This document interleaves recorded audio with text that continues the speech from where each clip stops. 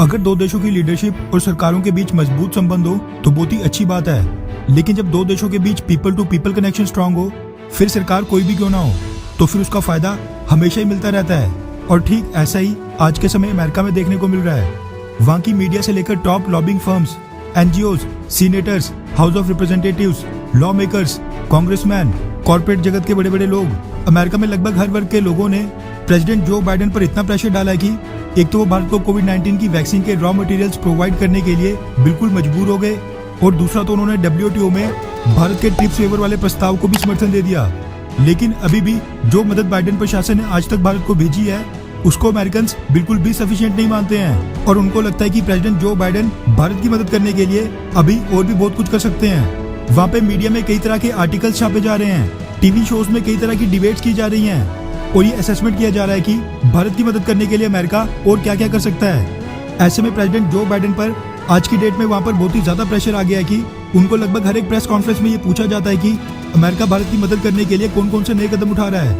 वहीं कई अमेरिकन तो ये भी आरोप लगा रहे हैं कि जो बाइडेन ने भारत की मदद करने में काफी देर कर दी है। इन सभी मुद्दों पर बाइडेन प्रशासन को डिफेंड करने अपने आप को भारतीय मूल का बताने वाली US vice president Kamala Harris सामने आई, जिन्होंने पिछले कल इस मुद्दे पर खुलकर बात की। यूएस स्टेट डिपार्टमेंट द्वारा ऑर्गेनाइज्ड एक ऑनलाइन इवेंट में कहा कि भारत में इस तेजी से फैलती कोरोना महामारी में वॉशिंगटन, न्यू दिल्ली की मदद करने के लिए पूरी तरह प्रतिबद्ध है। उन्होंने कहा कि भारत में कोविड-19 इन्फेक्शंस और मौतों में इतनी तेजी से उछाल आना बिल्कुल दिल तोड़ देने वाला है। आगे उन्होंने कहा कि आप में से कई लोग जानते हैं, मेरे परिवार की कई पीढ़ियां भारत से ही आती हैं। मेरी माँ का जन्म और उनका लालन पोषण भारत में ही हुआ था। मेरे परिवार के कई सदस्य आज भी भारत में रहते हैं, इसीलिए भारत की सलामती अमेरिका के लिए सबसे ज्यादा जरूरी होगी।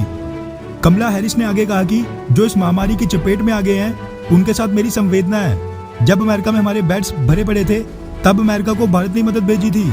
इसलिए आज एक दोस्त, अमेरिकन क्वाड एलाई और ग्लोबल कम्युनिटी का पार्ट होने के नाते हम भारत की मदद करने के लिए पूरी तरह प्रतिबद्ध हैं। बाइडेन प्रशासन के रिस्पॉन्स को डिफेंड करते हुए कमला हैरिस ने कहा कि हमने भारत और बाकी देशों की मदद के लिए कोविड-19 की वैक्सीन पर पेटेंट को हटाने के लिए अपना समर्थन भी दे दिया है।